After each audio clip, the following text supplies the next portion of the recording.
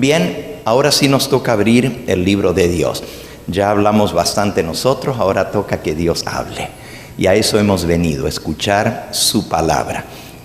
En el libro de Apocalipsis, en el capítulo 16, encontramos la lectura que es el ancla del mensaje de este fin de semana. Comenzamos anoche y continuaremos hoy y por la tarde también. Dice Apocalipsis 16, versículo 13. Y vi salir de la boca del dragón, y de la boca de la bestia, y de la boca del falso profeta, 3 espíritus inmundos, a manera de ranas, que son espíritus de demonios, que hacen señales y van a los reyes de la tierra en todo el mundo para reunirlos para la batalla del gran día del Dios Todopoderoso. Y Cristo inserta en esta profecía un mensaje especial para su pueblo cuando esto esté sucediendo. Dice el versículo 15: He aquí yo vengo como ladrón. Bienaventurado el que vela y guarda sus ropas, para que no ande desnudo y vean su vergüenza.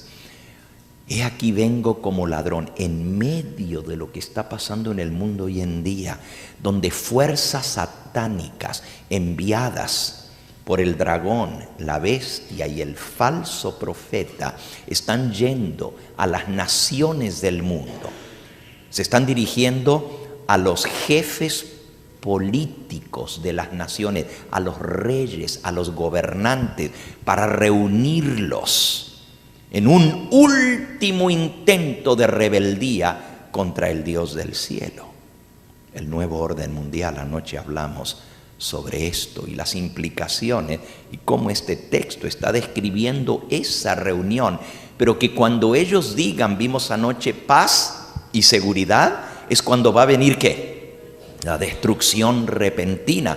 Por eso el versículo que sigue dice: y los reunió en el lugar que en hebreo se llama Armagedón. Pero antes de que llegue ese conflicto final, el Señor dice: yo vengo como ladrón, cuando menos lo estén esperando.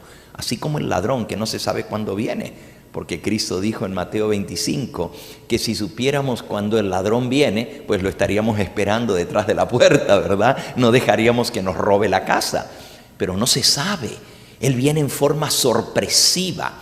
Y claro, esa forma sorpresiva no es para el pueblo de Dios, es para el mundo que está haciendo planes de establecer un gobierno mundial y poner a un hombre representante de Dios en la tierra bajo el nuevo orden mundial.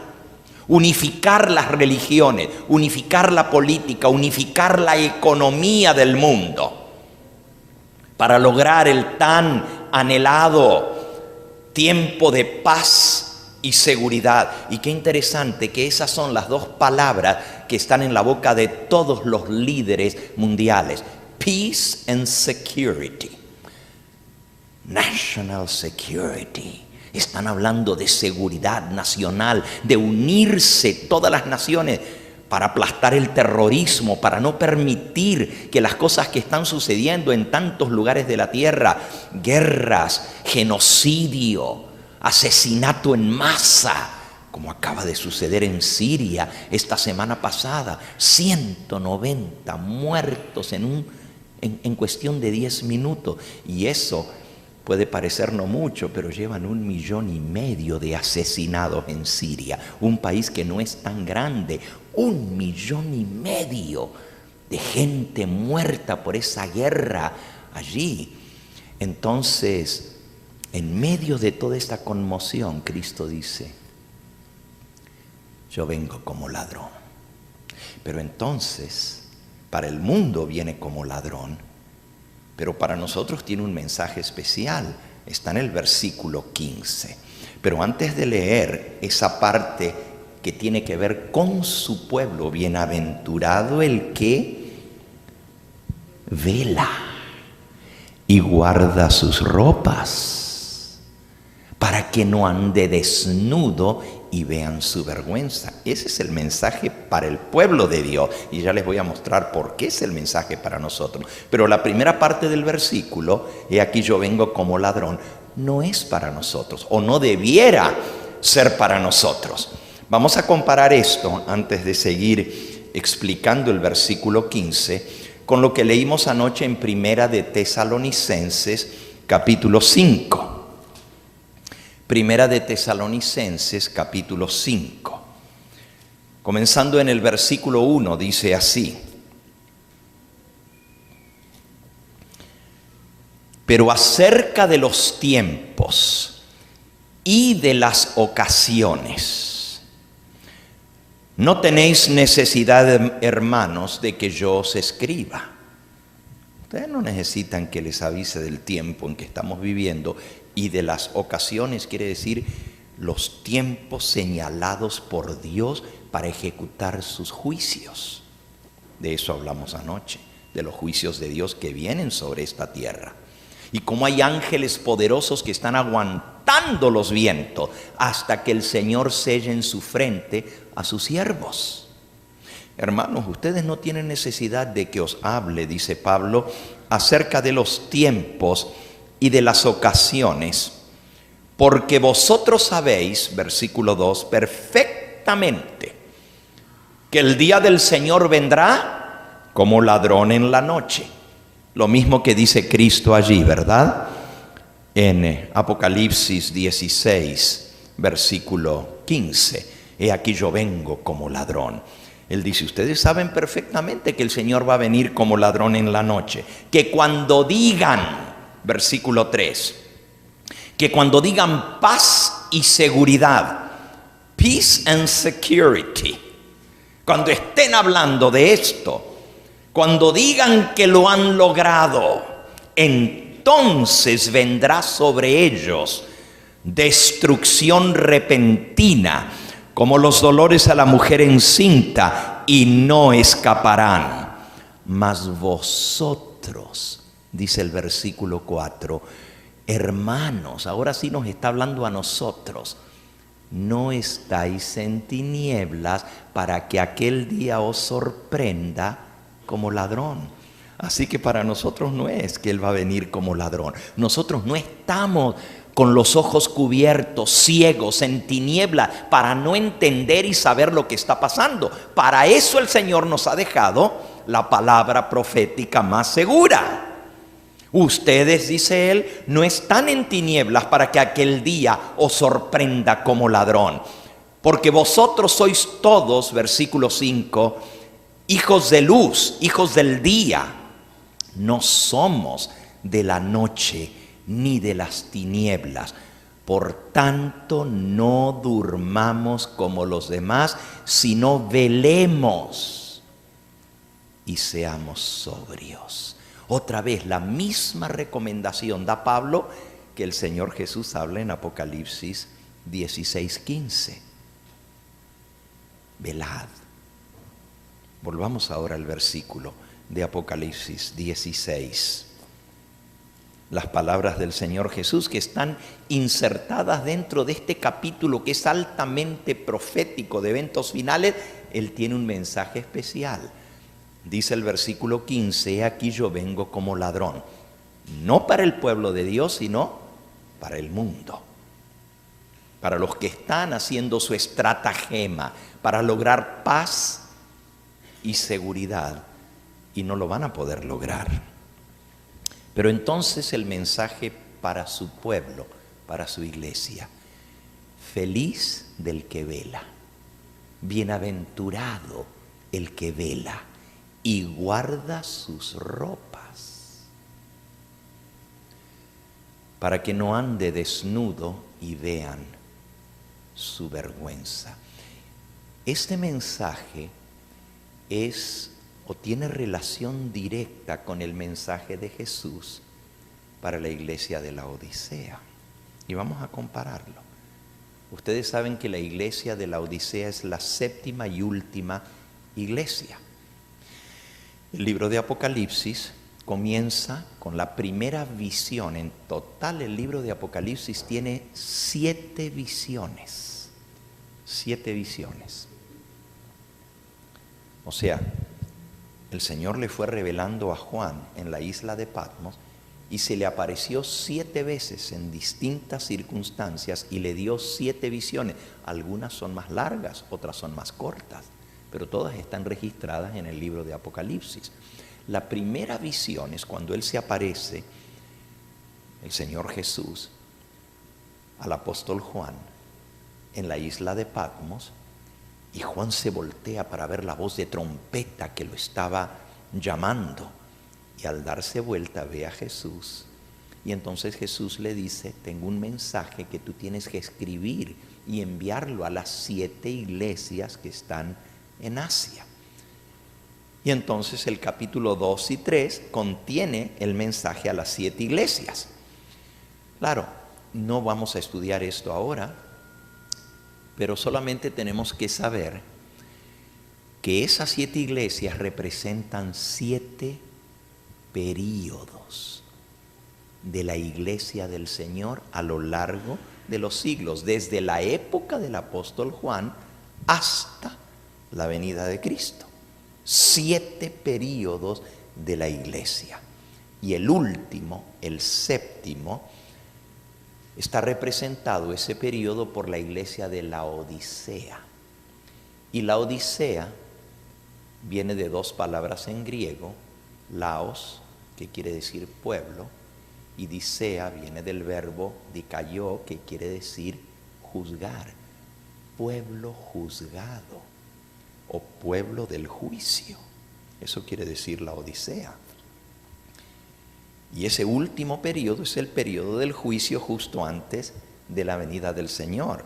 Porque cuando Jesús aparezca en las nubes del cielo, ya cada caso está decidido. Ya Él viene a traer su recompensa. Lean Apocalipsis 22, versículo 11. Estas palabras las dice el Señor Jesús al terminar su obra mediadora en el santuario celestial. Y dice así: el que es injusto, sea injusto todavía. Y el que es inmundo, sea inmundo todavía. El que es justo, practique la justicia todavía. Y el que es santo, santifíquese todavía. Cuando Jesús pronuncia estas palabras, se acabó para siempre la oportunidad de salvación. Ya el que es justo se quedó justo, y el que es sucio se quedó sucio para siempre. Ya Jesús sale del santuario celestial, termina su obra intercesora allí. Pero, y lo vemos porque en el versículo 12 dice: he aquí yo vengo pronto, y mi galardón conmigo para recompensar a cada uno según sea su obra. En otras palabras, antes que Jesús venga, porque Él dice vengo pronto, ya Él ha pronunciado en el cielo las palabras en el santuario celestial: el que es justo se quedó justo, y el que es sucio se quedó sucio para siempre. Y Él dice: yo vengo y traigo mi galardón, mi recompensa, para darle a cada uno lo que se merece. Es obvio que antes de que Jesús venga tiene que haber un juicio, porque cuando Él viene, los muertos en Cristo van a resucitar, los justos, los vivos, seremos transformados y todos juntos seremos arrebatados en las nubes a recibir al Señor en el aire. Los impíos van a ser destruidos con el resplandor de su venida. Entonces, el juicio ya está hecho, ya está terminado. Miren cómo lo describe la mensajera del Señor en el libro Primeros Escritos, en la página 200.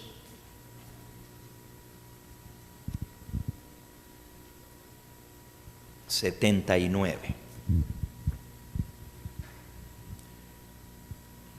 Vi ángeles que iban y venían de uno al otro lado del cielo. Un ángel con el tintero de escribano en la cintura regresó de la tierra y comunicó a Jesús que había cumplido su encargo, quedando sellados y numerados los santos.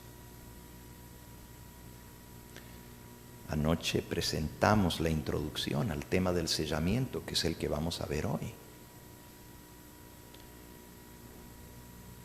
Dios está sellando a sus hijos, y cuando Él termine de marcar y sellar a cada uno de sus hijos, se acabó el tiempo de gracia. Sigo leyendo. Vi entonces que Jesús, quien había estado oficiando ante el arca de los 10 mandamientos, dejó caer el incensario y alzando las manos exclamó en alta voz: consumado es.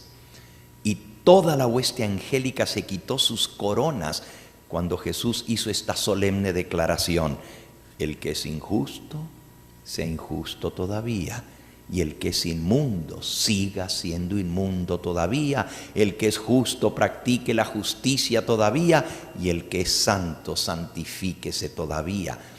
Todos los casos habían sido fallados para vida o para muerte. Mientras Jesús oficiaba en el santuario, había proseguido el juicio de los justos muertos primero y luego el de los justos vivientes. Fíjense que el juicio está dividido en 2 etapas. Primero se juzga a los muertos y luego se juzga a la generación que está viva en esta tierra. Y ya cuando Jesús juzga a los vivos, ya Él está pronto a venir, porque es lo último que Él hace. Juzgar a los vivos, se cierra el tiempo de gracia. Él dice: el que es injusto siga siendo injusto, y el que es santo siga siendo santo. Y entonces Él viene, sale del santuario, se pone las vestiduras reales. Estaba vestido como sumo sacerdote, con un manto blanco de lino que llega hasta sus pies. Pero ahora se quita la vestidura del juicio para ponerse la vestidura de la venganza. Aquí lo explica un poquito más adelante. Vi que Jesús se despojaba de sus vestiduras sacerdotales, página 280, y se vestía de sus más regias galas. Llevaba en la cabeza muchas coronas, una corona dentro de la otra. Rodeado de la hueste angélica dejó el cielo. Las plagas estaban cayendo sobre los moradores de la tierra entonces. Así que después que Él termina el juicio, se cambia sus ropas, sale. No llega de inmediato, le toma un tiempito llegar. Las plagas están cayendo sobre los habitantes de esta tierra. Pero antes de eso, el juicio. Entonces, la Odisea es el pueblo del juicio. Es la iglesia que es juzgada. Porque el juicio comenzó con el periodo de la Odisea, 1844, y termina cuando se cierre el tiempo de gracia. Con esto ahora de trasfondo, vamos a comparar Apocalipsis 16:15, donde Jesús dice: bienaventurado el que vela y guarda sus ropas, para que no ande desnudo y vean su vergüenza. Lo vamos a comparar con el mensaje de Jesús a la Odisea. Apocalipsis capítulo 3, la última iglesia, versículo 14. Escribe al ángel de la iglesia en la Odisea: He aquí el amén. Fíjense que a la Odisea él se presenta como el amén. ¿Y qué es el amén? ¿Cuándo decimos amén? ¿Cuándo decimos amén? Cuando se acaba la oración, ¿verdad? Así sea. Y Jesús dice, yo soy el amén. ¿Por qué? Porque la Odisea es donde se acaba todo. Él es el amén. He aquí el amén, el testigo fiel y verdadero. La palabra testigo es en relación con un juicio. ¿A dónde hay testigos? En un juicio. Y Jesús es el testigo fiel y verdadero que da testimonio de la vida de cada uno de sus hijos. El principio de la creación de Dios dice esto: yo conozco tus obras, que ni eres frío ni caliente. Ojalá fueses frío o caliente, pero por cuanto eres tibio y no frío ni caliente, te vomitaré de mi boca. Porque tú dices, esto es la Odisea, yo soy rico, me he enriquecido y no tengo necesidad de ninguna cosa. Y no sabes que tú eres un desventurado, miserable, pobre, ciego y desnudo. Por tanto, yo te aconsejo que de mí compres oro refinado en fuego para que seas rico, y vestiduras blancas para vestirte, y que no se descubra la vergüenza de tu desnudez. Y unge tus ojos con colirio para que veas. Para la ceguera, colirio. Para la desnudez, ropas blancas. Y para la pobreza, oro refinado en fuego. La receta de Jesús para la Odisea. Pero yo quiero que ustedes noten algo. Cuando Jesús se dirige a la Odisea, le dice, tú dices, yo estoy bien, no tengo necesidad de nada. La iglesia final, la iglesia que espera la venida del Señor, está bajo la impresión de que está todo bien, que no tiene necesidad de nada. Pero Jesús dice, yo conozco tus obras, te conozco tal como eres, que no eres ni frío ni caliente, sino tibio. Y tú dices ser rico, pero eres pobre, desventurado, miserable, ciego y desnudo. Es paradójico porque el año pasado justamente hicimos un viaje a esta región de Asia Menor. Así se llamaba en la época de Cristo y de los apóstoles, Asia Menor. Era una provincia del Imperio Romano. Hoy en día se llama Turquía. Y visitamos las 7 iglesias mencionadas aquí en este viaje. ¿A cuánto les gustaría ir a conocer esas 7 iglesias? Bueno, pues los invito, vamos a regresar allá. Grabamos 7 temas allá, pero fue una maratón, porque en 4 días visitamos las 7 ciudades de donde están las 7 iglesias. Pero solo les cuento que a mí me impresionó algo. De todas, la que más me impresionó fue la Odisea. Aunque todas son impresionantes, Pérgamo es otra que me impresionó mucho, porque Jesús dice, tú estás a donde está el trono de Satanás.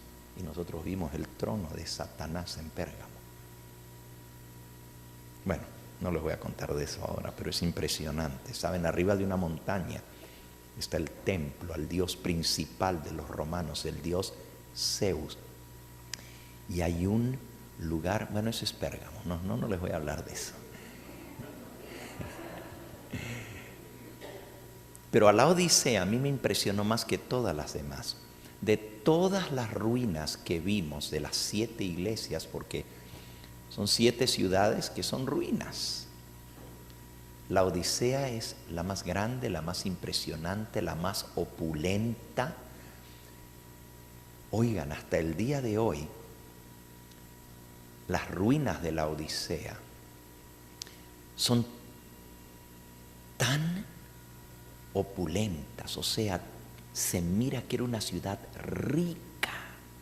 Usted va por la calle principal y está todo, bueno, han excavado el 10% de las ruinas, el 10%, todavía le falta excavar el 90%, pero solo con lo que está excavado, excavaron el centro de la ciudad y la calle principal, y usted ve las mansiones, las columnas de mármol, los edificios, una riqueza que pues ni el día de hoy hay ciudades tan ricas como esa.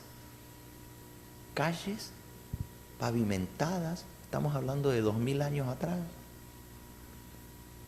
Todavía en nuestros países los pueblos no tienen ni calles pavimentadas 2000 años después, y esa ciudad está toda pavimentada. Ahí están las ruinas. Tenían agua corriente en las casas con tubería. Hace 2000 años atrás, en la Odisea, el agua corría por tubos, pero no se crean que solo agua fría, agua caliente en todas las casas de la Odisea. ¿Y saben por qué?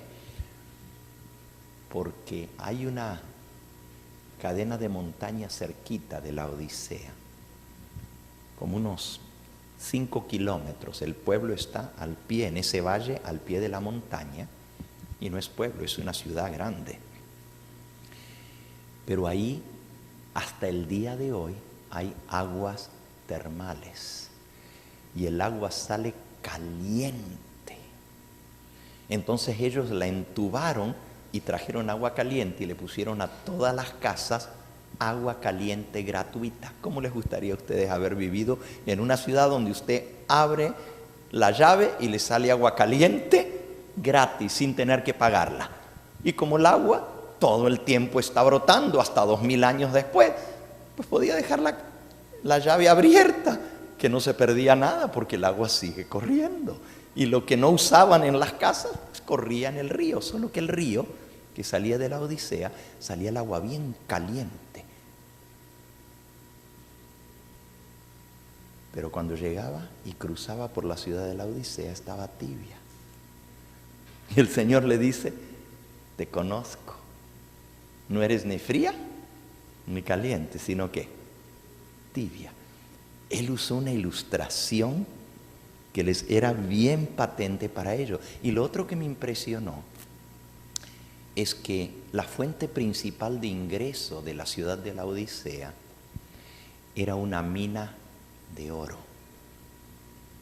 Hoy en día ya no tiene oro, ya se lo acabaron en los 2000 años, pero en esa época estaba muy activa la mina de oro y sacaban cantidad de oro. Era una ciudad riquísima con el oro que sacaban, y más de la mitad de la gente trabajaba en las minas de oro. Casi no había una familia que no tuviera a alguien trabajando en las minas de oro. Les pagaban bien porque sacaban oro que era muy valioso. Y qué paradoja que Jesús le dice a la Odisea: tú dices soy rico, pero necesitas comprar el oro refinado en fuego que yo vendo para que seas rico. Ese oro no te hace rico a como Dios mira las cosas. Otra cosa que me impresionó es la tremenda universidad que tenían. De todas partes del Imperio Romano venían personas a estudiar en la Universidad de la Odisea. Tenía un cuerpo docente impresionante. Después de Roma, era la ciudad con mejor educación en todo el Imperio Romano, la Odisea. Y tenía una universidad de medicina y una universidad de oftalmología para estudiar de oculistas y de médicos. Pero resulta que la Odisea era famosa porque los oftalmólogos que eran profesores de la Universidad de Oftalmología de la Odisea habían desarrollado un remedio para los ojos que es famoso hasta el día de hoy, se llama colirio, y eso solo se fabricaba en la Odisea. Y venían de todas partes del mundo a comprar ese remedio, que eran gotas que se aplicaban en los ojos. Qué paradoja que Jesús le dice a la Odisea: tú dices que eres rico y no tienes necesidad de nada y no sabes que eres un ciego. Vives en la ciudad donde se fabrica el colirio, pero ese no te ha abierto los ojos para ver tu condición. Necesitas colirio que yo te voy a dar, dice el Señor Jesús. Y otra cosa también, miren, solamente cuando uno va y ve esos lugares allá y ve las fábricas y ve las calles, uno comienza a entender un poco mejor la Escritura. ¿Por qué Jesús le dijo eso a la Odisea? Otra cosa muy famosa en la Odisea era una fábrica de textiles. Se fabricaba ropa.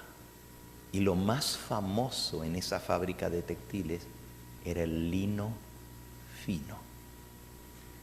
Se vendía muy cara la ropa de lino. En todo el Imperio Romano la gente venía a comprar y los mercaderes llevaban el lino que lo fabricaban en una fábrica gigantesca. Solo la fábrica de textiles en la Odisea empleaba a más de 60,000 personas. Una fábrica. Eso ni hoy en día hay una fábrica que tenga tantos empleados. ¿Y fabricaban qué? Lino. Y Jesús le dice: necesitas comprar lino blanco, puro, de mí, para que no andes desnudo. La Odisea, la rica que tenía minas de oro, eran pobres. La que tenía el colirio en la Universidad de la Odisea, eran ciegos. La que tenía el agua caliente, eran tibios, ni fríos ni calientes. Y la que debiera haber estado vestida porque tenía la fábrica de ropa, andaban desnudos a los ojos de Dios. Entonces, cuando Jesús le dice a la Odisea, y hermanos, entendamos que esto tenía una aplicación para esos días, pero tiene una aplicación más patente para nosotros hoy en día, para la iglesia última, la iglesia del juicio, la iglesia que espera la venida del Señor. Y Él nos dice a nosotros que tenemos el mismo problema que tenía la iglesia de la Odisea en el primer siglo. Los mismos problemas. Y fíjense que a la Odisea le dice: compra de mí, Jesús es el que está hablando, vestiduras blancas para vestirte, y que no se descubra la vergüenza de tu desnudez. Pero ahora, unos capítulos más adelante, ya en el tiempo de angustia, porque lo que estamos leyendo es del tiempo de angustia, como vimos anoche, Jesús le dice a su iglesia, a su pueblo, en el versículo 15 del capítulo 16, bienaventurado el que vela y guarda sus ropas, para que no ande desnudo y vean su vergüenza. A esta altura, ya la Odisea tiene que estar vestida. Por eso le dice: guarda tus ropas. Ya no le dice: andas desnuda. Le dice: vela, cuida, guarda tus ropas.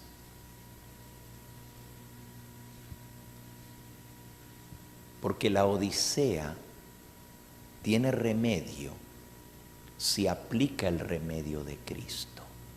La condición de la iglesia adventista que espera la venida del Señor es tal que Jesús dice: conozco tus obras, que ni eres frío ni caliente, sino tibio. Y por cuanto eres tibio y no frío ni caliente, te vomitaré de mi boca. Ahora nosotros decimos: bueno, eso es una amenaza. Pero obviamente no vamos a ser vomitados de la boca del Señor. No, mis hermanos. El mensaje a las 7 iglesias no es solamente amenaza, es profecía. Cada una de las 7 iglesias ha cumplido exactamente lo que la profecía decía. Y aquí Jesús le dice a la Odisea: porque eres tibio, te vomitaré de mi boca. A ver si puedo impresionarte con lo que acabamos de leer. Jesús dice que la Odisea va a ser vomitada de la boca del Señor. Ahora no lo digo yo. Él lo dice: por cuanto eres tibio, te vomitaré de mi boca. No dice quizás te voy a vomitar. Dice te voy a vomitar de mi boca. La condición de la iglesia le da náuseas al Señor Jesús. Le revuelve el estómago. Tiene ganas de vomitar, de ver nuestra condición, que decimos ser el pueblo que tiene más luz. Decimos ser el pueblo que tiene más verdad. Oh, te doy gracias, Señor, porque no soy como los otros. Pobrecitos, mira, el resto de los cristianos. Ay, todavía guardando el domingo cuando la Biblia es tan clara sobre el sábado. Y nos creemos más y mejores que los demás porque Dios nos ha dado más luz y más conocimiento. Pero el Señor dice: yo conozco tus obras. Eres tibio. Y porque eres tibio y no frío ni caliente, te vomitaré de mi boca. Y fíjense hasta lo que llega a decir el Señor Jesús. Él dice: ojalá, versículo 15, ojalá fueses frío o caliente. ¿Saben lo que Jesús está diciendo? Te prefiero frío, perdido en el mundo, totalmente frío, que en la iglesia y tibio. Ojalá fueses frío o caliente. ¿Por qué el Señor dice quién es el frío? El frío es que está frío en las cosas de Dios, que no le interesa, que anda por el mundo como si no hubiera Dios ni hubiera juicio. Ese es el frío, el que está totalmente frío en las cosas espirituales. Y el Señor dice: ojalá fueras frío y no tibio. ¿Por qué? Porque a lo menos el que anda perdido allá en el mundo tiene esperanzas que si conoce a Cristo y su palabra y su verdad, puede ser rescatado. Pero el que ya la conoce, el que ya dice haber aceptado al Señor, el que ya está en la iglesia y tiene toda la luz y el conocimiento, pero esa luz no ha hecho el cambio en su vida, sino que sigue siendo tibio, está peor que el que está fuera. Porque el que se siente bien, tibio, no va a buscar con qué taparse. O en otras palabras, como dijo el Señor Jesús, los que están sanos o se sienten sanos no buscan de médico. Y si nosotros creemos que está todo bien, no vamos a buscar sanidad. Ese es el problema de la Odisea, que siente: yo estoy bien, I'm okay, I'm fine, there's nothing wrong with me. Yeah, I'm a little lukewarm, but you know, that's Laodicea after all. Sí, yo sé que no soy lo que debiera ser, pero a lo menos estoy en la iglesia. Y Jesús dice: te prefiero frío, porque estar en la iglesia y estar tibio es peor que si estuvieras en el mundo perdido. Porque si no sabes, si estás ciego, no te das cuenta de tu condición, entonces no vas a buscar remediar esa situación. Es terrible. El Señor mira a su iglesia, a la Odisea, y dice: I want to throw up. Me da ganas de vomitar tu condición.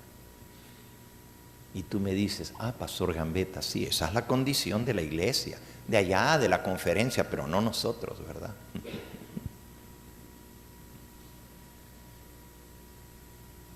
No hagamos comparaciones.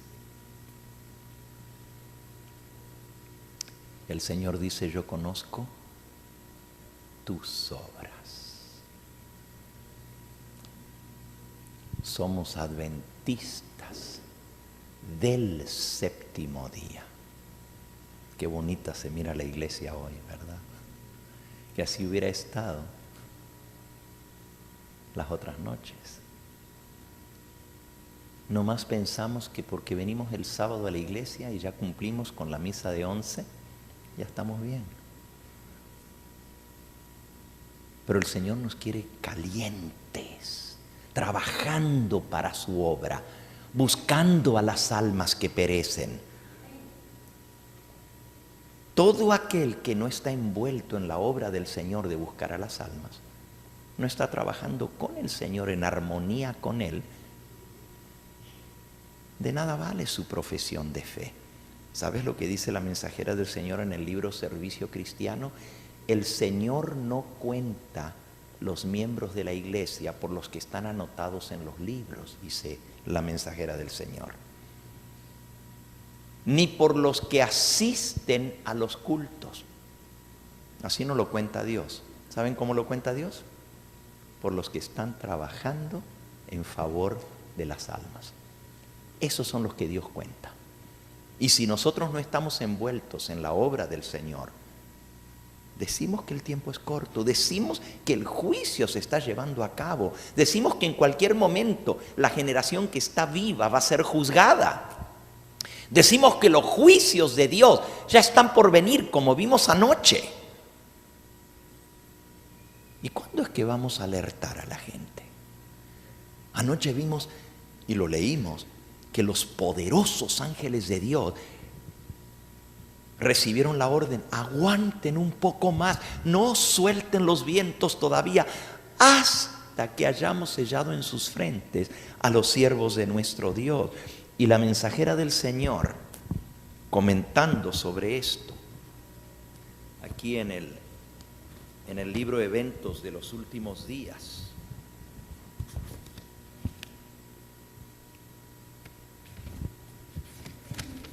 dice así: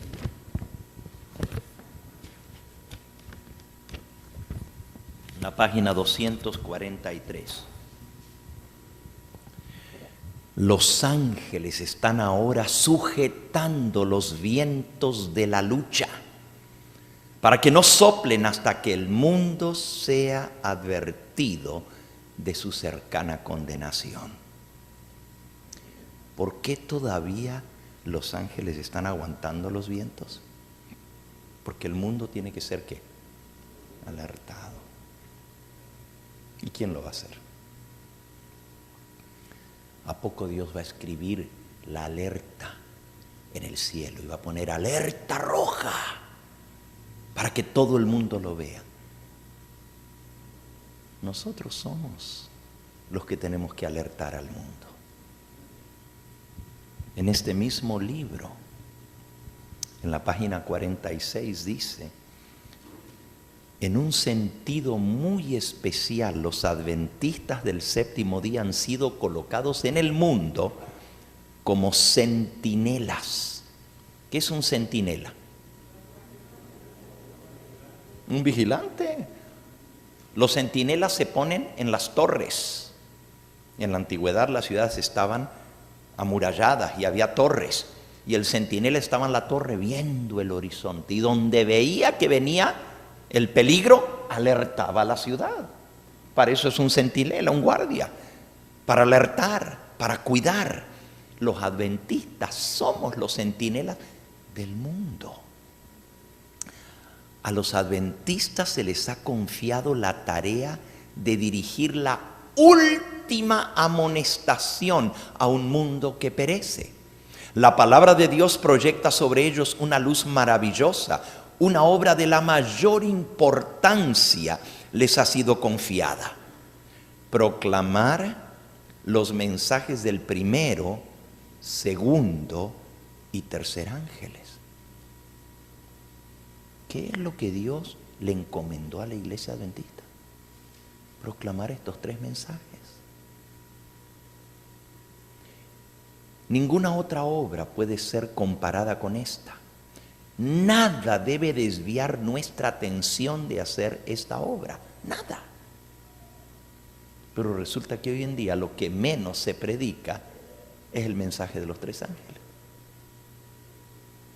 La mensajera del Señor tiene otra cita en Mensajes Selectos, tomo 1, página 46.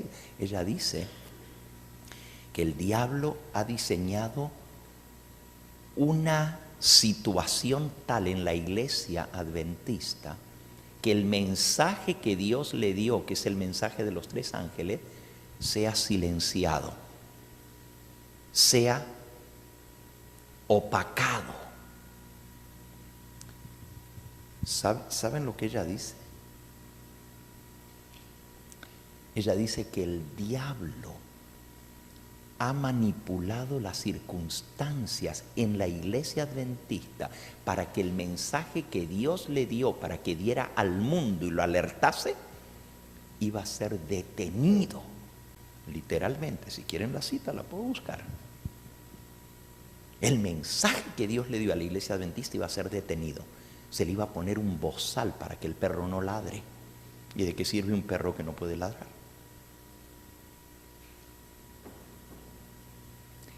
La expresión que usa la mensajera del Señor allí dice: the message that God gave to his people to give to the world would be muffled. En inglés, would be muffled. ¿Y cómo se traduce eso al español? El mensaje que Dios dio a la iglesia para que diera al mundo iba a ser silenciado. La palabra muffled, o el verbo muffled, nosotros entendemos en un carro lo que es un mofle, ¿verdad? Silenciador. ¿Y para qué se usa el mofle? Para que no se sienta el ruido. Y el carro que anda sin mofle lo para la policía y le dice: tienes roto tu mofle, tienes que arreglarlo. El mofle es silenciar el ruido. Pero ¿qué dice la Biblia de los 3 ángeles? Que clamaban en alta voz. Y del 4.º ángel de Apocalipsis 18 dice: vi bajar del cielo otro ángel. Y fíjense cómo lo menciona Apocalipsis 18, versículo 1. Vi a otro ángel descender del cielo con gran poder, y la tierra fue alumbrada por su gloria, y clamó con voz potente. Clamó, los dos verbos, o sea, las 2 expresiones. El clamar es pegar un grito fuerte, un clamor. Y luego dice que es clamor con voz potente, o sea, se va a oír, se va a hacer sentir, va a ser un ruido fuerte. Pero la mensajera del Señor dice: vi que el diablo iba a desarrollar una situación tal en la iglesia adventista que el mensaje que Dios le dio al mundo para darlo, para amonestarlo, iba a ser silenciado. Le iban a poner un mofle al mensaje. Eso es lo que está pasando. Por un lado, el pueblo tibio.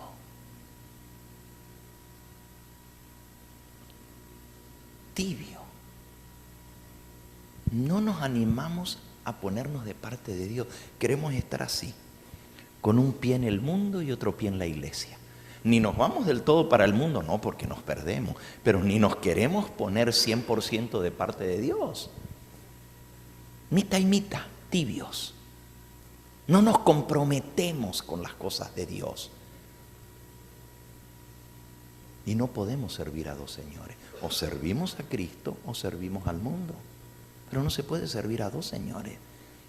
Entonces Dios nos llama a hacer una verdadera reforma.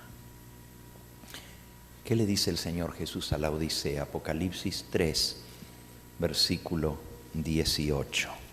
o 19.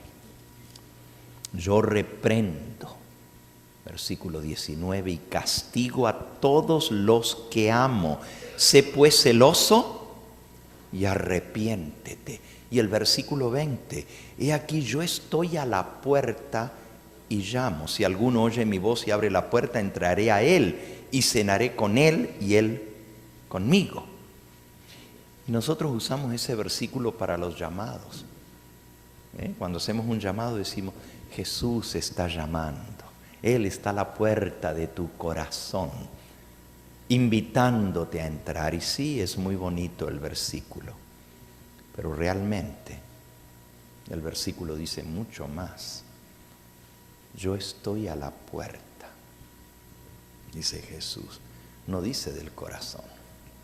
Le está hablando a la Odisea. Y Elena de White lo aplica muy bien. Miren lo que ella dice. Es impresionante cómo ella aplica este versículo.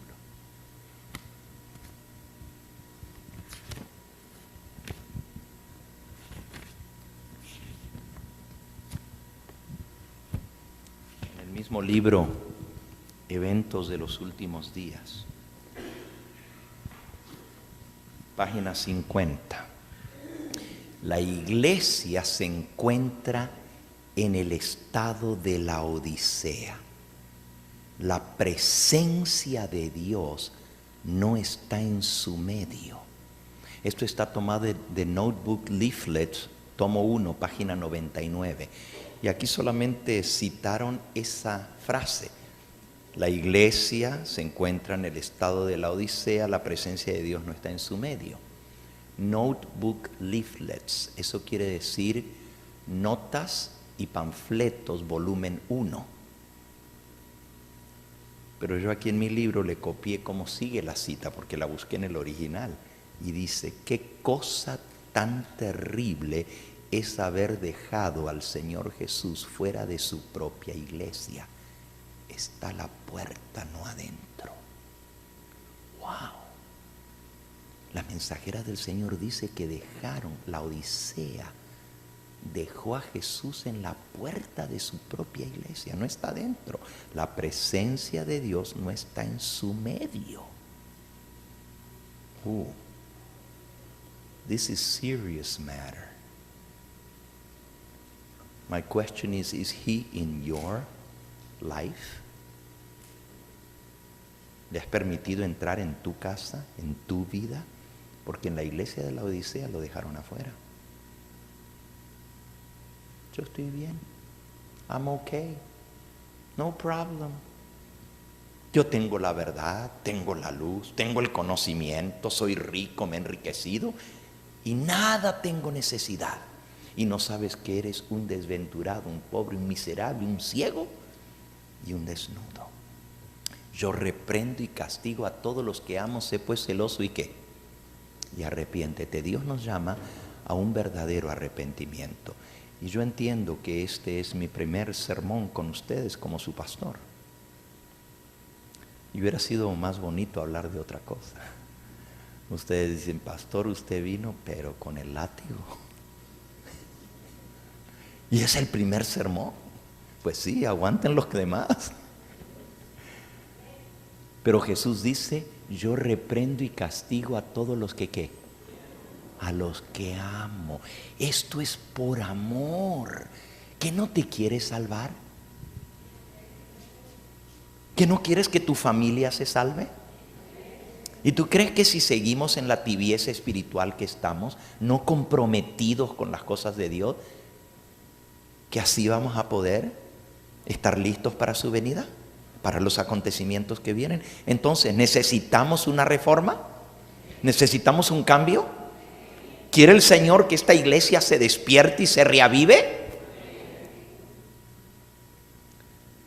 Voy a ir ahora.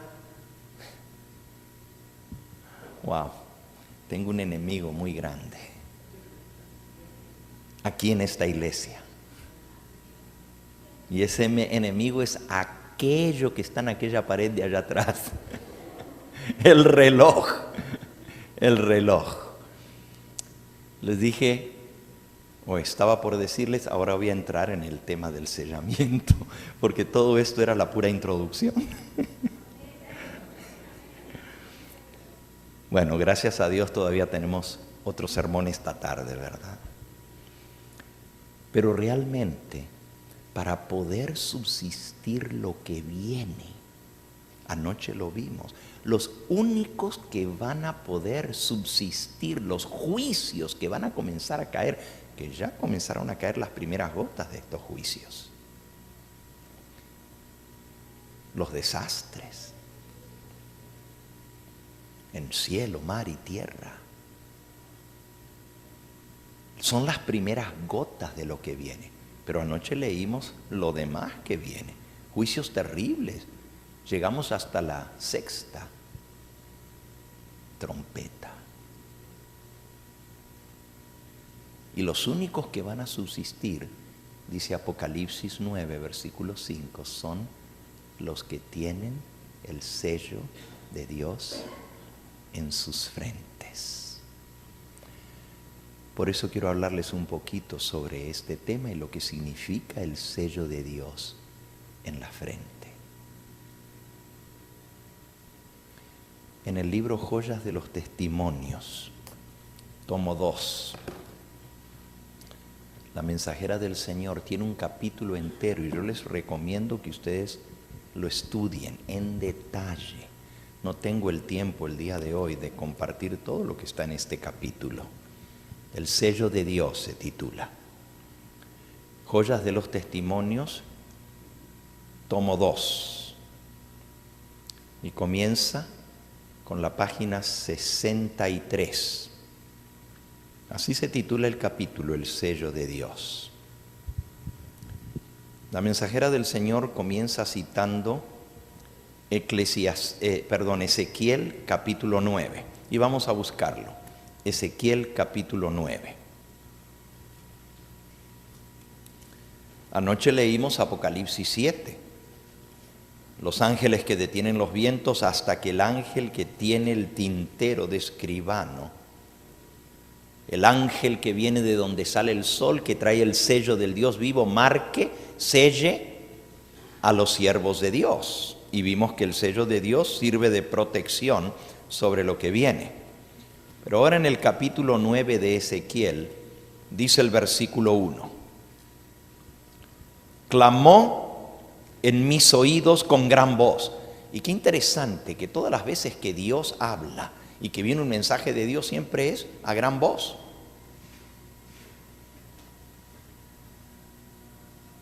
El mensaje de Dios es fuerte. Los verdugos de la ciudad han llegado y cada uno trae en su mano un instrumento para destruir. Y anoche vimos los verdugos.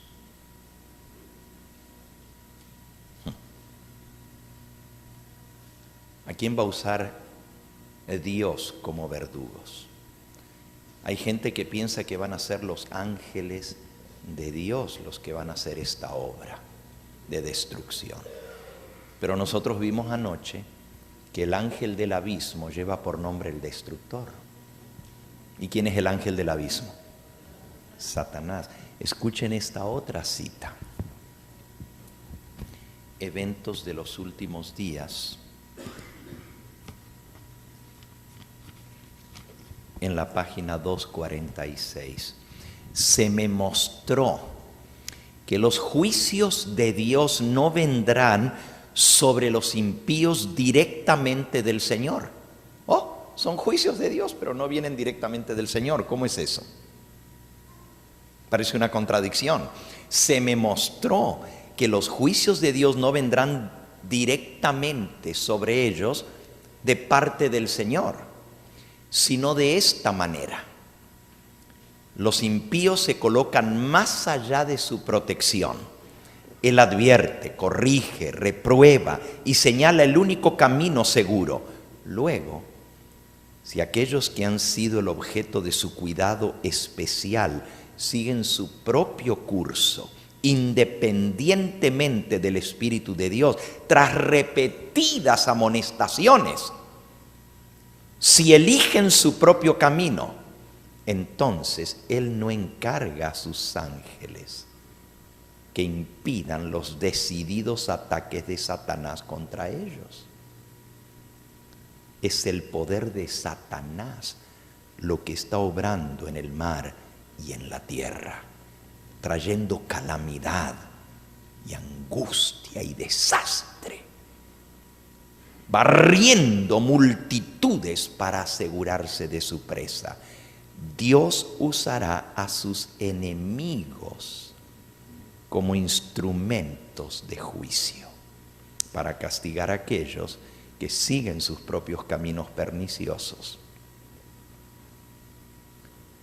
Así que, ¿quiénes son los que ejecutan los juicios de Dios? Los enemigos de Dios, los ángeles del maligno, Satanás, cuando Dios le da la orden. Pero mientras nosotros estemos protegidos por el Señor, no nos pueden tocar. Pero cuando Dios dice, pues no quieren y no quieren, les mando amonestación, les digo que se arrepientan, que dejen el mal camino, y no quieren, ¿qué puedo hacer? Quito mi mano, hagan con ellos así como ellos quieren. ¿Quieres estar viendo las películas del diablo? Pues no te voy a aguantar a los ángeles del diablo. Y es muy literal lo que estoy diciendo, hermanos. A mí me pasó. Un joven en Chicago que se llenó de demonios. Y estaba yo predicando en la iglesia un viernes por la noche y sentí una conmoción. Y este muchacho que pesaba 230 libras, grandote, se desplomó por las escaleras hacia abajo. Lo llevaron a una casa por allí cerca. Y cuando terminó el sermón, me dijeron, pastor, hay que ir por allá porque parece que está endemoniado. Estaba tirando espuma por la boca, etcétera. Fuimos allá y estaba lleno de demonios. No les voy a contar la historia. Si quieren escuchar la historia completa, está en una serie que se titula Secretos del Mundo de los Espíritus, la muerte y el espiritismo. Pero lo que sí le quiero decir es esto, que después de que él fue liberado de los demonios, porque había unos que no querían salir, tenía por lo menos 3 demonios distintos metidos. Uno que se reía a carcajadas, el otro que tenía una voz horrible y otro que hablaba como mujer. 3 demonios distintos. Que nos dimos cuenta, quién sabe si no tenía más. Pero cuando finalmente fue liberado, porque era adventista el muchacho, era bautizado, estaba en la iglesia, era director de jóvenes. Y le preguntamos, ¿qué fue lo que pasó? Y nos dijo, estaba viendo Star Wars, la película Star Wars, y de la pantalla del televisor vi cómo salían los demonios y se metían dentro de mí.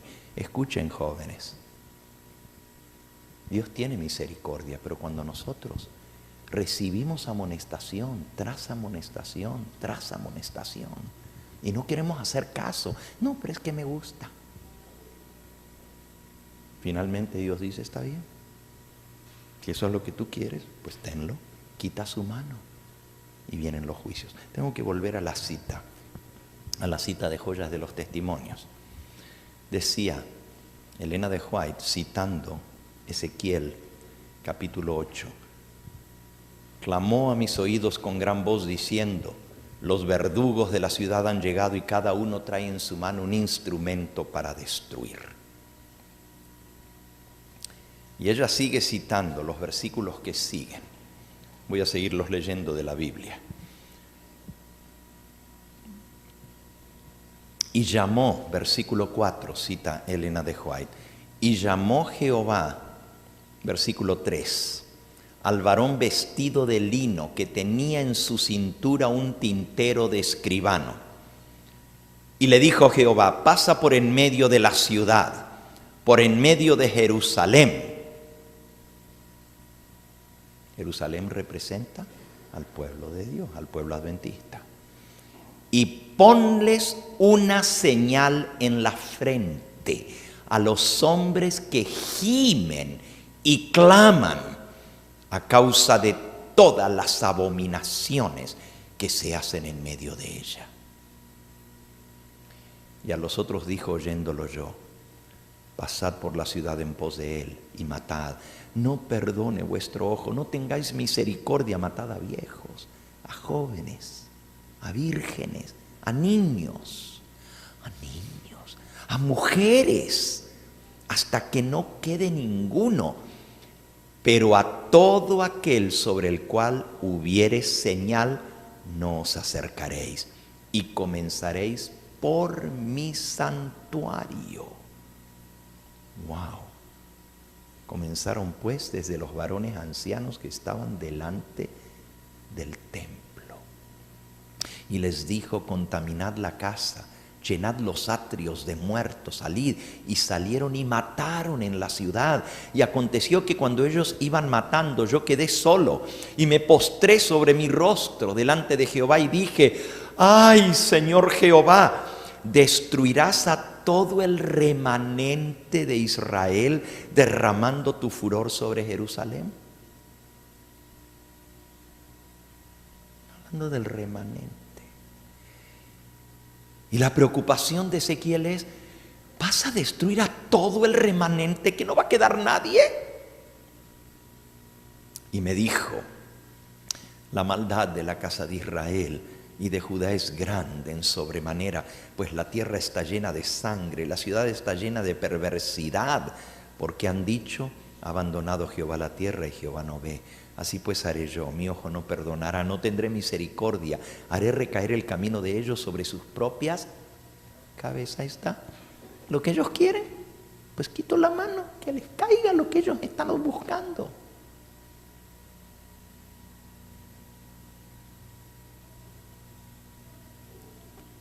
Versículo 11, y aquí el varón vestido de lino, que tenía el tintero a su cintura, respondió esta palabra diciendo, he hecho conforme a todo lo que me mandaste. Continúo con la cita. Después de citar todo esto que acabamos de leer, Elena de White comenta ahora Ezequiel capítulo 9 y dice, Jesús está por abandonar el propiciatorio del santuario celestial para ponerse las vestiduras de venganza. Se quitará las vestiduras sacerdotales al terminar su mediación y se pondrá las vestiduras reales para derramar su ira en juicio contra aquellos que no han querido responder a la luz que Dios les ha dado. ¿Por quién comienza? Pasa por Jerusalén. Lo que estamos leyendo es el comienzo. Después viene todo lo que vimos anoche del Armagedón y todo lo demás, pero a ninguno de los que están sellados los pueden tocar. Pero lo que estamos leyendo ahora es literal. La mensajera del Señor dice que los que recibieron la luz, pero se endurecieron su corazón, no quisieron cambiar su manera de ser, son los primeros. En vez de enternecerse, sigue diciendo, por la paciencia y la tolerancia que el Señor ha manifestado hacia ellos, los que están en la iglesia, pero no temen a Dios ni aman realmente la verdad, fortalecen su corazón en su mala conducta. Pero aún la tolerancia de Dios tiene límites y ya hay muchos que los están sobrepasando. Han superado los límites de la gracia y por tanto Dios va a intervenir y va a vindicar su propio honor. Con infalible exactitud, El Ser Infinito sigue llevando una cuenta con todas las naciones. Mientras Él ofrece su misericordia con invitaciones al arrepentimiento, la cuenta permanece abierta. Pero cuando las cifras de la maldad llegan a cierta cantidad que Dios tiene prefijado, comienza el ministerio de su ira.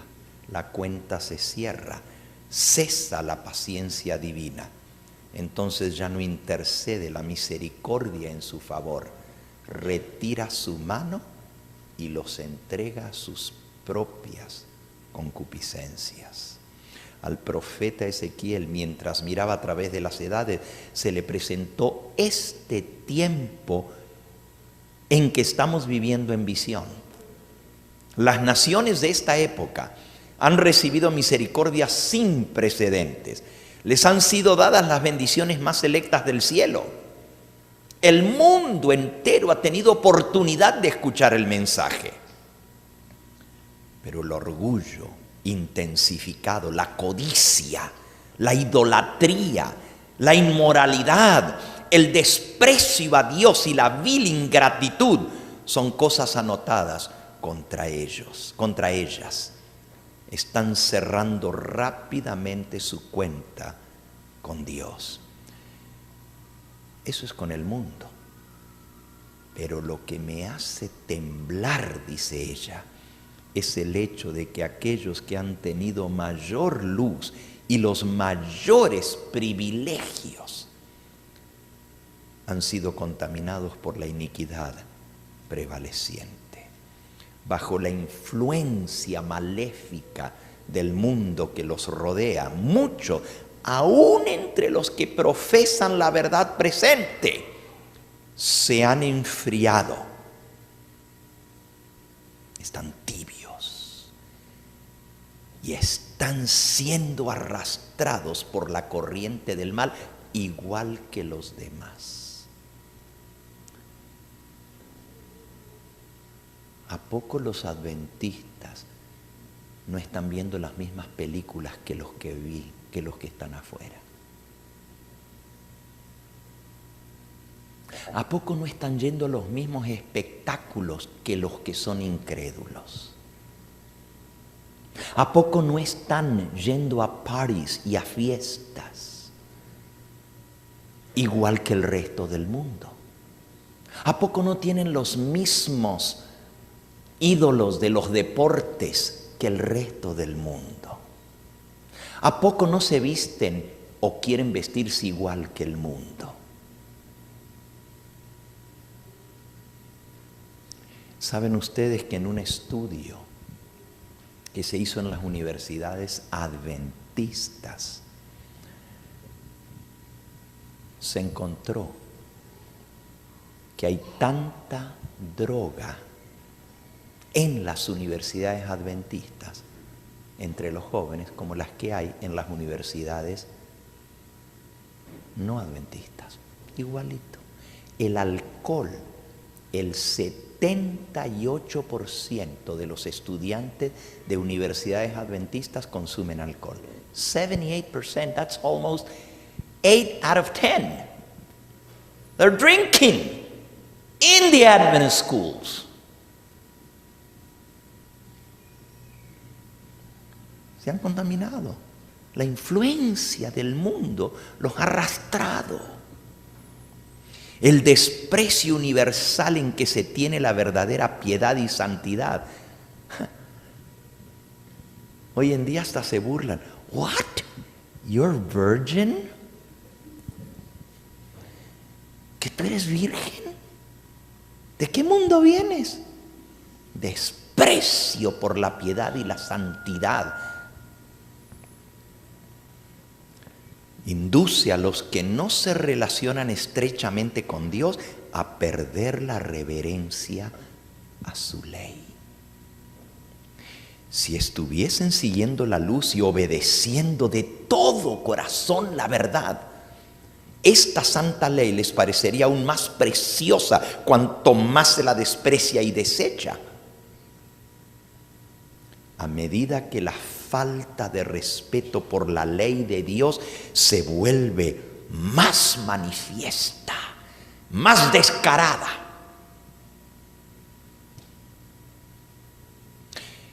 Hermano, esto da terror lo que estamos viendo a nuestro alrededor.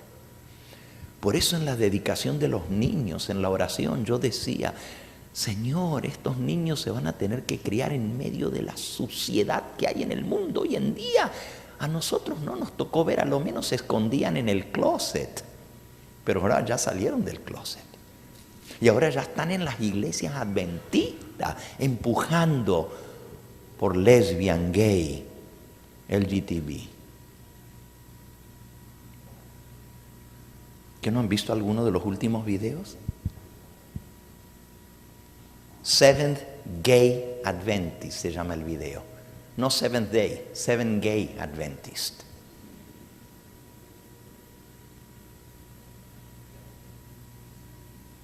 Aquí en California, la iglesia de Hollywood, no hispana, gracias a Dios, pero la iglesia americana, tiene una anciana transveste.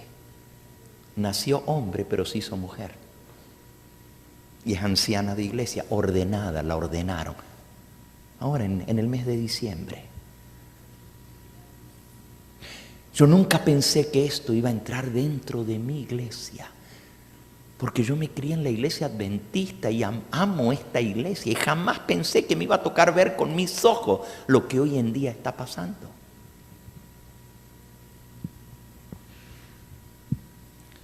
Pero estamos bien. No nos damos cuenta de nuestra condición. El amor hacia los preceptos divinos en los fieles aumenta en la medida en que en los demás aumenta el desprecio hacia ellos. La diferencia se va a ver bien clarita, hermanos, bien clarita, porque unos no van a recibir el sello de Dios y otros lo vamos a recibir.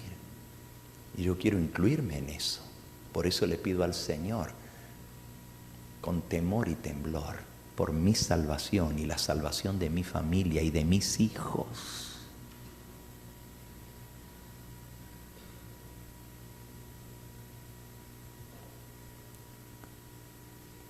La crisis se está acercando rápidamente, sigue diciendo.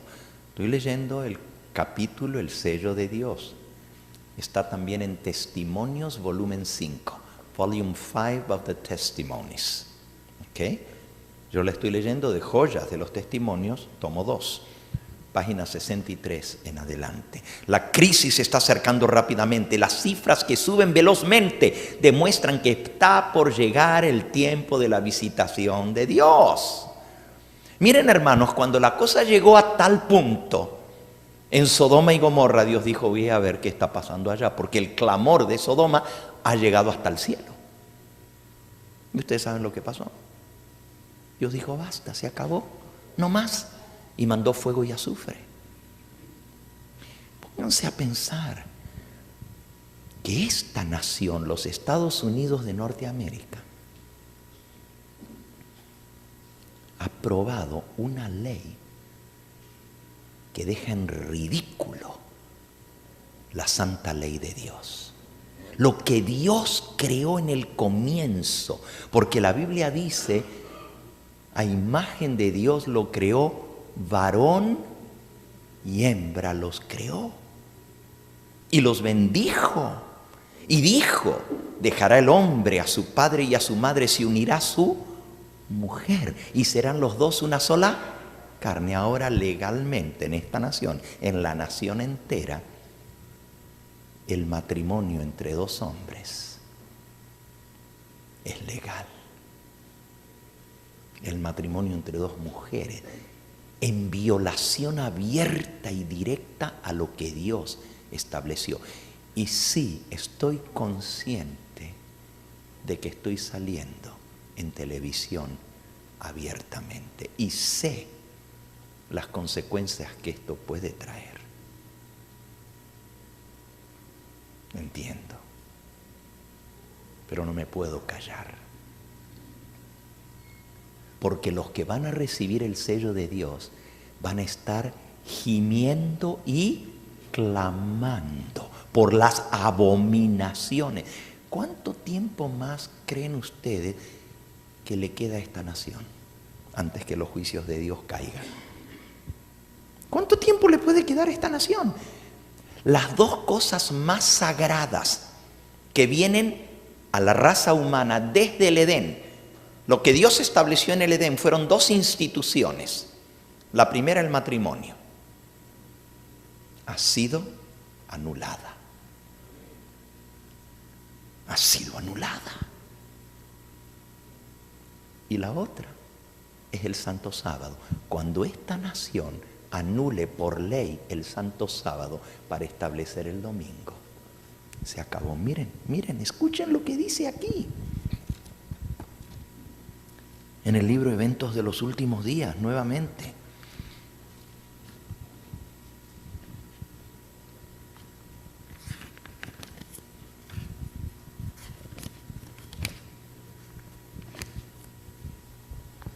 Página 136. El pueblo de los Estados Unidos ha sido una nación favorecida. Pero cuando establezcan una ley para restringir la libertad religiosa, cuando renunciando al protestantismo apoyen al papado, la medida de su culpa se habrá completado. Y en los libros del cielo, Dios escribirá apostasía nacional. Cuando nuestra nación, los Estados Unidos, promulgue una ley en los concilios legislativos para comprometer la conciencia de los hombres en cuanto a sus privilegios religiosos, imponiendo la observancia del domingo y usando un poder opresivo contra los que guarden el sábado de la Biblia, la ley de Dios quedará definitivamente invalidada en los Estados Unidos, y a esa apostasía nacional seguirá la ruina de la nación. Oh, mis hermanos, ya dieron el primer paso: invalidar el matrimonio. El próximo paso es invalidar el Santo Sábado. Y cuando esto suceda, Dios lo registra en los libros del cielo, la nación entera apostató. Y lo que sigue es la ruina nacional. En el tiempo cuando la apostasía sea nacional, cuando los dirigentes de la nación, obrando de acuerdo con el plan de acción satánico de los ángeles demoníacos que van a los jefes de Estado para convencerlos, obrando de acuerdo con el plan de acción satánico, cuando Estados Unidos se aliste junto al hombre de pecado, al hijo de perdición, para establecer el domingo como día de reposo por ley, entonces se colmará la medida de la culpa. La apostasía nacional es la señal para que ocurra de inmediato la ruina nacional. ¿Cuánto le queda a esta nación?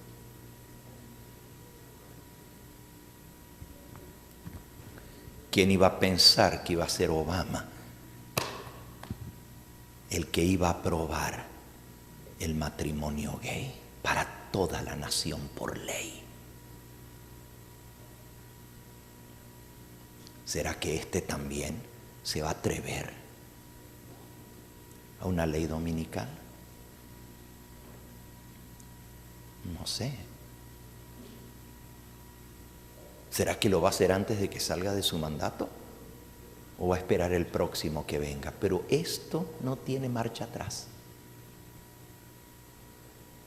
La copa se está derramando. Y lo que va a hacer que se derrame la copa es la ley dominical. Vuelvo a la cita. La levadura de la piedad no ha perdido todo su poder. en el tiempo en que son mayores el peligro y la apostasía de la iglesia.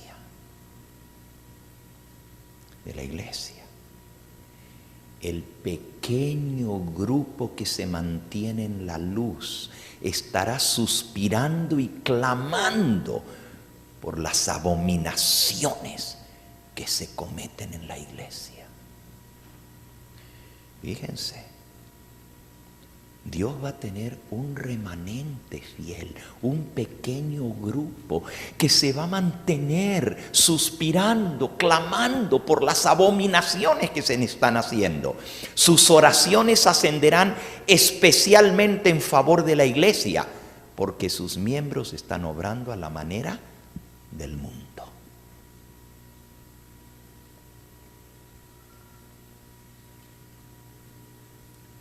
La junta anual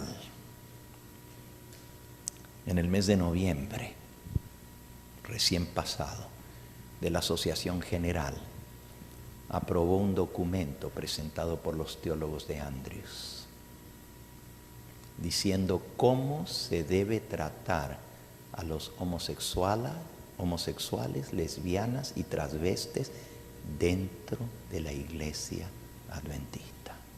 Porque ya no hay vuelta atrás. Ahora es ley. Hay que aceptarlos. Y hermanos, yo no tengo nada de malo que se acepte a cualquier pecador arrepentido. Cristo dice, sé pues celoso y arrepiéntete. Y el Señor abre la puerta amplia para todo pecador que está dispuesto a arrepentirse. No importa lo que haya hecho. Dios no discrimina, Él no hace acepción de persona. Y aquí no estamos haciendo acepción de persona. Pero de allí a decir que voy a aceptar a una persona en su pecado, es como decir, bueno, pues tiene 5 mujeres, ven y trae las 5 mujeres y se sientan todas juntitas aquí en la primera banca. Te voy a aceptar como eres. Hay una ley de Dios y el pueblo de Dios ha sido llamado a respetar esa ley, a exaltarla, a engrandecerla. Y eso es parejo para todo. La palabra de Dios es clara con respecto a este pecado, porque la Biblia le llama pecado. Y hay algunos que dicen, pero pobrecito, ¿y si nacieron así?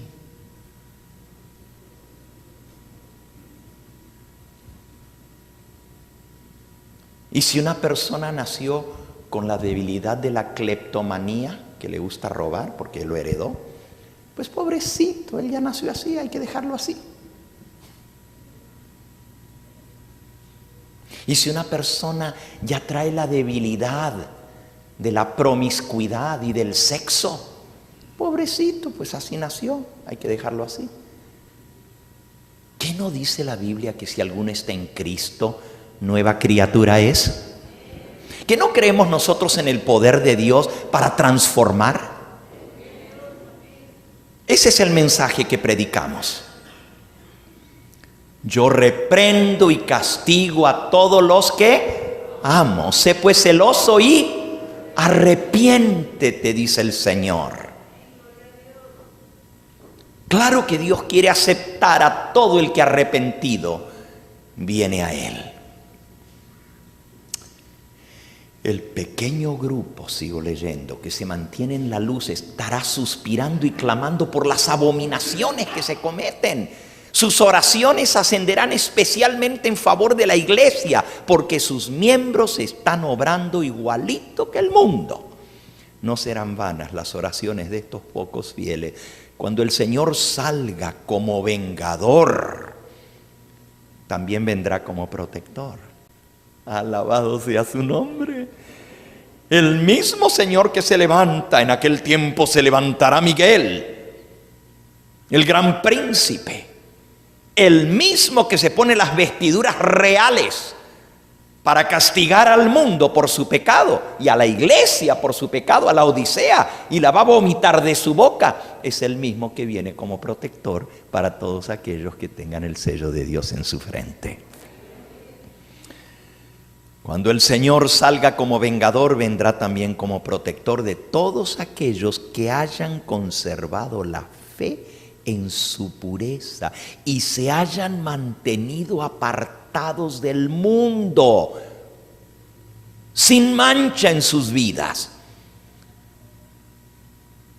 La orden es, Ezequiel 9:4, pasa por en medio de la ciudad, por en medio de Jerusalén, y ponles una señal en la frente a los hombres que gimen y claman a causa de todas las abominaciones que se hacen en medio de ella. Estos que suspiran y lloran y claman han estado ofreciendo las palabras de vida, han reprendido, han aconsejado, han suplicado. Algunos de los que estaban deshonrando a Dios en la iglesia se han arrepentido, han humillado su corazón delante de Él, pero la gloria del Señor ya se ha apartado de Israel. Y aunque muchos perseveraban en las formas de la religión, faltaban el poder y la presencia de Dios en su iglesia. ¿Ustedes captan la magnitud de lo que estamos leyendo? Cuando esto suceda, que el sello de Dios está siendo colocado en las frentes de sus hijos, la gloria del Señor ya se ha apartado de Israel por sus abominaciones. Por eso la orden es: ponles una señal a los que están gimiendo y clamando. Mark them, seal them. Colócales una señal en la frente. Muchos perseveraban en las formas de la religión. Las iglesias van a seguir como si nada. La gente viniendo el sábado, participando en la escuela sabática, dando su diezmo. Pero el poder y la presencia de Dios no están en Israel. En el tiempo en que su ira se manifieste con castigos, estos humildes y consagrados discípulos de Cristo se distinguirán del resto por la angustia de su alma, expresada en lamentaciones y lloros y reproches y amonestaciones, mientras que otros procuran arrojar un manto sobre el mal existente y excusar la gran impiedad que prevalece por doquiera. Los que tienen celo por el honor de Jehová y amor por las almas no callarán para obtener el favor humano.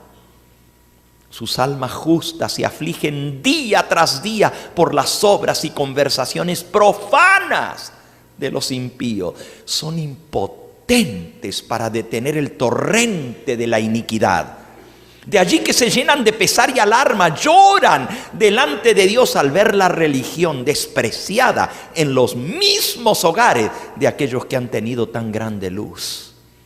Se lamentan, afligen sus almas, porque en la iglesia hay orgullo, avaricia, egoísmo, engaño de casi toda clase, impiedad e inmoralidad. ¿Dónde? El Espíritu de Dios que inspira la reprensión es pisoteado mientras triunfan los siervos de Satanás. Dios queda deshonrado y la verdad anulada en su propia iglesia. Aquellos que no sienten pesar por su propia decadencia espiritual ni lloran sobre los pecados ajenos quedarán sin el sello de Dios. Y el Señor ordena a sus mensajeros, los hombres que tienen las armas de matanza en la mano: pasad por la ciudad en pos de él, herid, no perdone vuestro ojo, no tengáis misericordia, matad a viejos, a jóvenes, a vírgenes, a niños, a mujeres, hasta que no quede ninguno, mas a todo aquel sobre el cual hubiere señal, no os llegaréis. Y habéis de comenzar desde mi santuario. Comenzaron pues desde los varones ancianos que estaban delante del templo. Y ahora miren el comentario de Elena de White. Aquí vemos que la iglesia era la primera en sentir los golpes de la ira de Dios. Los ancianos, aquellos a quienes Dios había brindado tan grande luz, que se habían destacado como guardianes de los intereses espirituales del pueblo, habían traicionado su cometido. They had betrayed God in the duty He gave them. Traicionaron a Dios en el puesto que Dios los había puesto. Habían asumido la actitud de que ya no necesitamos esperar milagros, que la gente cambie realmente, ni la señalada manifestación del poder de Dios como en tiempos anteriores. Times have changed, dicen. Los tiempos han cambiado. Estas palabras fortalecen la incredulidad y dicen: el Señor no hará bien ni mal, es demasiado misericordioso para castigar a su pueblo escogido. ¿Cómo va a castigar a la iglesia si son sus hijos? Así, el clamor de paz y seguridad es dado por hombres que no volverán a elevar su voz como trompeta para mostrar al pueblo de Dios sus transgresiones y a la casa de Jacob sus pecados. Estos perros mudos que no querían ladrar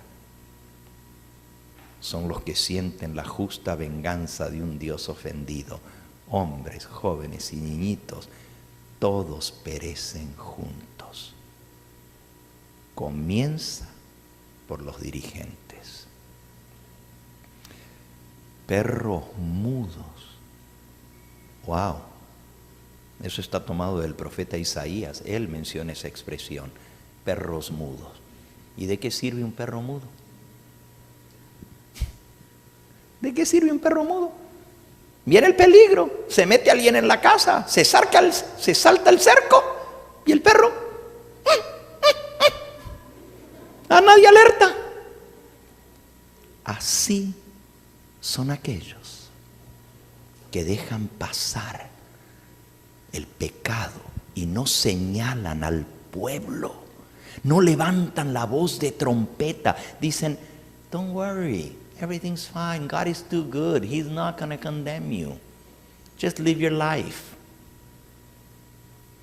Deja que la gente viva como quieran, no te metas con ellos, don't rock the boat. Qué triste. Yo no quiero ser un perro mudo, por amor a las almas, porque cuando las almas están en peligro, alguien las tiene que alertar. Las abominaciones por las cuales los fieles suspiraban y lloraban eran lo que podían ver y discernir sus ojos finitos, pero pecados mucho peores de los que provocaron los celos del Dios puro y santo no les estaban revelados. El gran escrutador de los corazones conoce todo pecado cometido en secreto por los obradores de iniquidad. Estas personas llegan a sentirse seguras en sus engaños y a causa de que Dios es bueno, dicen que Él no ve. Y luego actúan como si Él hubiese abandonado la tierra, pero Él descubrirá su hipocresía y revelará a otros esos pecados que ellos ocultaban con tanto cuidado. Ninguna superioridad de jerarquía, de dignidad o sabiduría humana, ningún cargo, por sagrado que sea, impedirán a estos hombres que sacrifiquen los principios cuando sean abandonados a su propio corazón engañoso. Los que fueron considerados como dignos y justos dirigentes del pueblo resultan ser los caudillos de la apostasía. Ringleaders in apostasy. the very ones that are the leaders, are the ringleaders in apostasy. Los que fueron considerados como dignos y justos resultan ser los caudillos de la apostasía en la iglesia y dan ejemplos de indiferencia y abuso de las misericordias de Dios. Ya no tolerará Él su conducta impía y en su ira obra con ellos sin misericordia. De muy mala gana retrae el Señor su presencia de aquellos a quienes bendijo con gran luz y que sintieron el poder de la palabra de Dios administrada a otros por su intermedio. Oh, God, save me. Que Dios me libre y me guarde. De muy mala gana el Señor retrae su mano. Me da tristeza, Dios, tener que decir. Y a un lado, de aquellos a quienes Él bendijo con gran luz, que sintieron el poder de la palabra administrada a otros a través de ellos. Fueron una vez sus siervos fieles, favorecidos por su presencia y dirección, pero se apartaron de Él e indujeron a otros en el error y por lo tanto caen bajo el desagrado divino. El día de la venganza está por sobrecogernos. El sello de Dios será puesto únicamente sobre las frentes de aquellos que suspiran y lloran por las abominaciones que se cometen en la iglesia. Los que simpatizan con el mundo, comen y beben con los borrachos, serán destruidos con los que hacen iniquidad, porque los ojos del Señor están sobre los justos, sus oídos atentos a sus oraciones, pero el rostro del Señor está sobre aquellos que hacen lo malo. Nuestra propia conducta determina si recibiremos el sello del Dios viviente o si seremos abatidos por las armas destructoras. Ya están cayendo las primeras gotas de la ira divina, pero cuando se derramen las plagas finales sin mezcla de misericordia en la copa de la indignación de Dios, entonces será para siempre demasiado tarde para arrepentirse y hallar refugio. No habrá entonces sangre expiatoria que lave las manchas del pecado. En aquel tiempo se levantará Miguel, el gran príncipe que está de parte de los hijos de tu pueblo, y será tiempo de angustia cual nunca fue desde que hubo gente hasta entonces. Pero en aquel tiempo de angustia será libertado tu pueblo, todos los que se hallen escritos en el libro. Cuando llegue ese tiempo de angustia, cada caso ya estará decidido. Ya no habrá tiempo de gracia, no habrá más misericordia para el impenitente. El sello del Dios vivo estará sobre su pueblo remanente. Este pequeño remanente, ¿cómo va a ser? Pequeño. Incapaz de defenderse en el mortífero conflicto con las potestades de la tierra mandadas por las huestes del dragón, de la bestia y del falso profeta. No tienen manera de defenderse. Son ángeles satánicos los que están al frente del conflicto. Anoche lo vimos.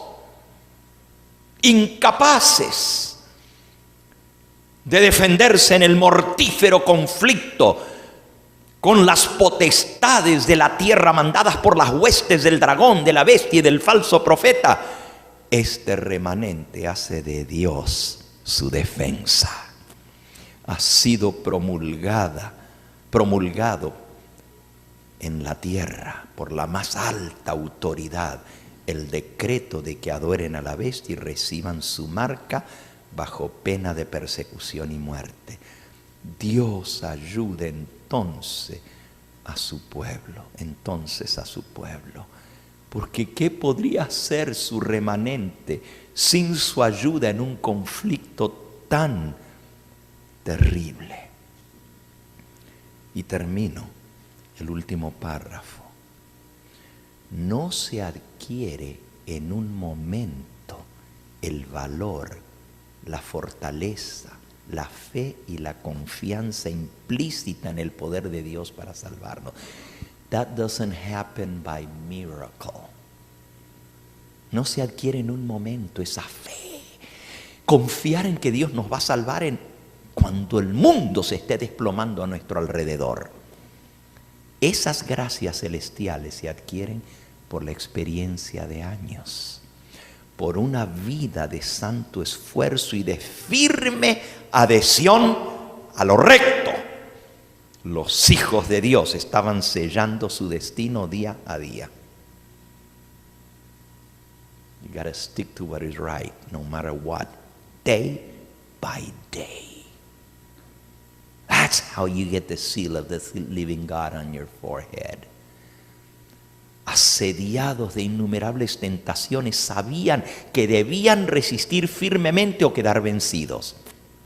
Sentían que tenían una gran obra que hacer, que a cualquier hora podrían ser llamados a deponer su armadura, y que si llegaran al fin de su vida sin haber hecho su obra, ello representaría la pérdida eterna de sus almas. Aceptaron ávidamente la luz del cielo, como la aceptaron de los labios de Jesús los primeros discípulos. Cuando esos cristianos primitivos eran desterrados a las montañas, a los desiertos, cuando en las mazmorras se los dejaba morir de hambre, frío y tortura, cuando el martirio parecía la única manera de escapar de su angustia, se regocijaban de que eran tenidos por dignos de sufrir para Cristo, quien había sido crucificado en su favor. Su ejemplo será un consuelo y estímulo para el pueblo de Dios que sufrirá un tiempo de angustia cual nunca lo hubo. Dios es nuestro amparo y fortaleza, nuestro pronto auxilio en las tribulaciones.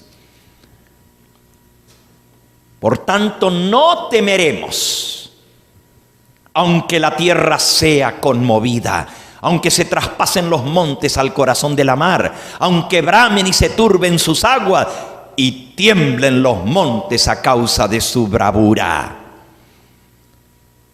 Jehová de los ejércitos está con nosotros. Nuestro refugio es el Dios de Jacob. Aleluya. Porque has puesto a Jehová, que es mi esperanza, por tu escudo. No te sobrevendrá mal, ni plaga tocará tu morada. La promesa del Señor es: te cubriré con mis plumas, debajo de mis alas estarás seguro. Y entonces cantaremos el cántico que cantó la hermana Laura: alcancé, alcancé, alcancé salvación, no por nosotros, sino por aquel que lo hizo todo por nosotros. Solamente aferrados, agarrados de la mano de Cristo, lograremos la victoria. But you gotta stick to what is right. Tienes que aferrarte a defender lo recto, lo santo, lo justo, porque cada decisión de nuestra vida nos está sellando. Cada decisión. Y si te vence el diablo en esta, que está chiquitita, ¿cómo no te va a vencer en la otra que está más grande?